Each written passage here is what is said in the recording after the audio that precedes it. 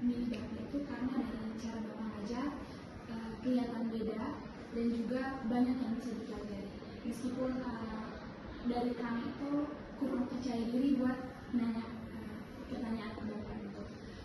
Jadi kita mulai dari pertanyaan yang pertama, Pak.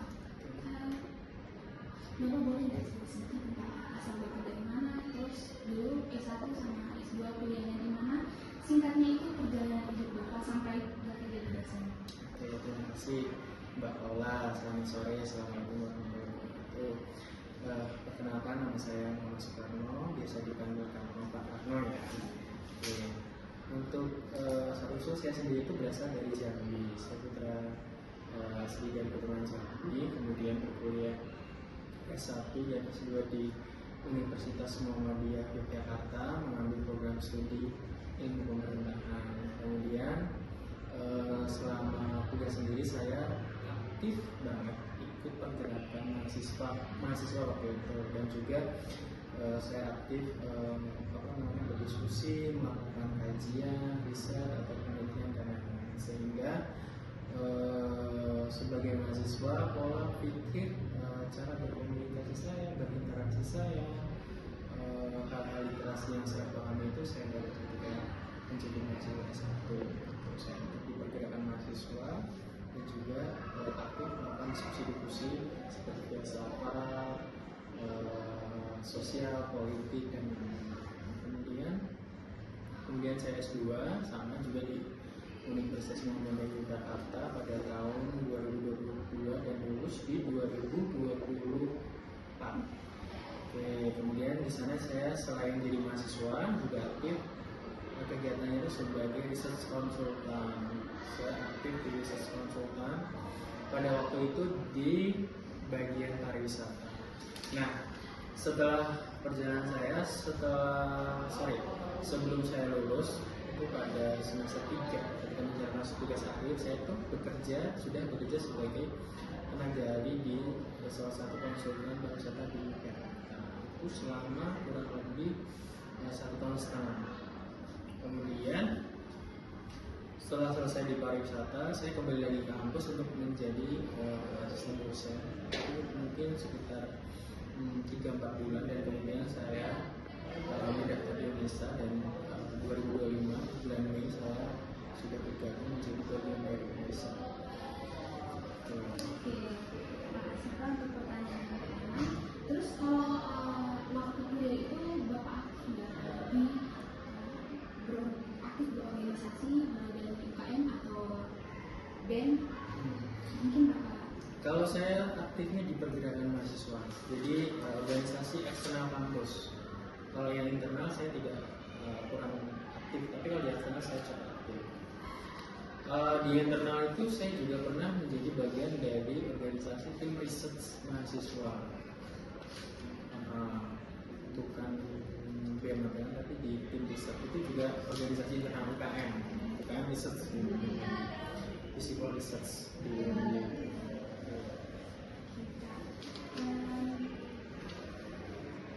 Berarti sebelum jadi dosen itu Bapak pernah nggak sih kerjanya itu di mana Pak? Ada yang paling tidak bisa dilupakan dari pekerjaan yang sebelum jadi dosen ini? Oke, mungkin pekerjaan saya itu ada 2 tipe ya. Satu formal dan informal. Kebetulan saya juga masih statusnya fresh grade.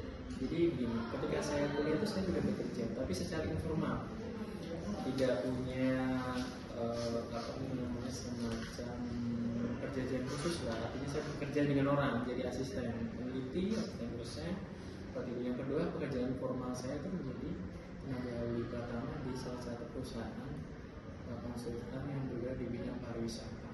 Nah, itu selama 1,5 tahun saya bekerja di sana. Itu pekerjaan formal saya. Dan untuk hal yang tidak dilupakan mungkin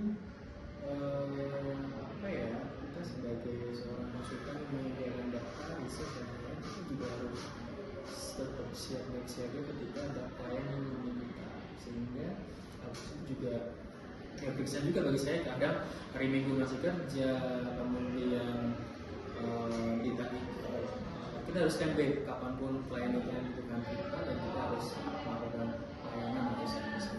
Itu sih. berarti ada nggak sih momen di hidup Bapak yang menurut Bapak tuh paling wah atau ini nih pelajaran banget buat saya gitu. Contohnya itu biasanya itu suksesnya itu bisa sukses banget atau bisa juga ada gagalnya. Oke, momen ini ya, saya dulu tuh pernah pada zaman COVID, berarti 2020 itu mungkin selain sebagai era yang dimana ekonomi itu kolaps ya, saya juga merasakan yang sama. Nah, titik baliknya adalah ketika orang tua saya sakit, kemudian saya juga udah sebagai mahasiswa di ujung akhir ini yang harus selesai.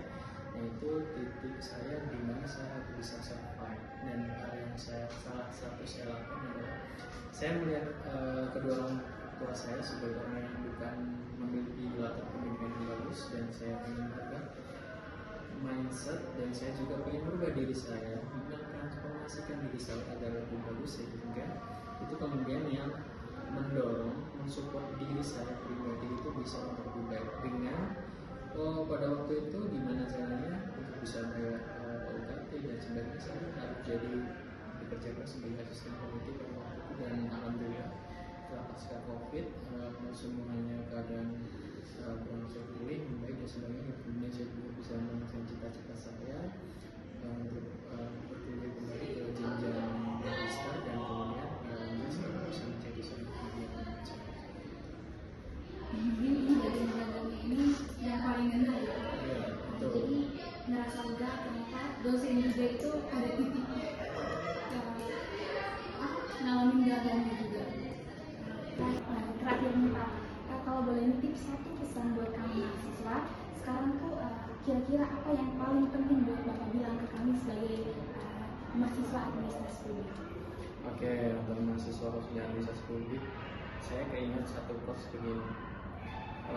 Jika keluargamu tidak memiliki sejarah sejarah yang cukup bagus atau tidak bagus, maka kamu akan berusaha untuk memperbaiki sejarah tersebut. Dan jika keluargamu atau latar belakangmu memiliki sejarah yang baik, maka kamu akan tetap mempertahankannya. Dan jika keluargamu latar belakangmu tidak memiliki sejarah apapun, maka kamu bisa membuat sejarah atas nama diri kamu sendiri. Pokoknya apa?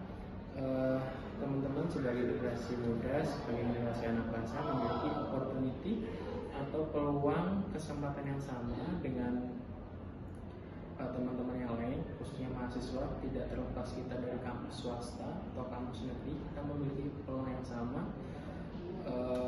Tetap gerakan mindset ke depan, karena mahasiswa itu sejatinya adalah agent of change atau agen perubahan. Wujudkanlah cita-cita kalian sebaik mungkin, apa yang kalian ingin upayakan, maka bagaimana teman-teman bisa mengupayakan hal tersebut untuk bisa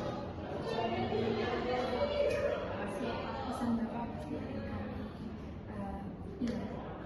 Terima kasih juga Pak untuk wawancara ini.